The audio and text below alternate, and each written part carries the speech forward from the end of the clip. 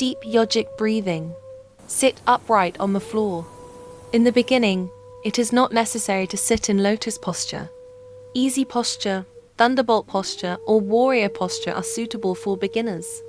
The spine should be kept straight, not to obstruct the abdomen, thorax, and collarbones, the parts of the body used in yogic breathing.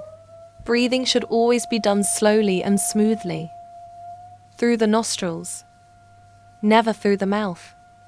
To practice, start with low breathing. Breathe out, pulling tummy in. Breathe in slowly and deeply through the nostrils. Breathe out slowly through the nostrils, pulling tummy in. The chest remains motionless. Next comes middle breathing. Breathe out. Breathe in slowly through the nostrils, expanding chest sideways. Breathe out through the nostrils, contracting the ribs. Only the chest moves. Tummy and shoulders remain motionless. Last is upper breathing. Breathe out. Breathe in slowly through nostrils, raising collarbones and shoulders. Breathe out slowly through the nose, lower shoulders. The abdomen and chest remain motionless. Complete yogic breathing.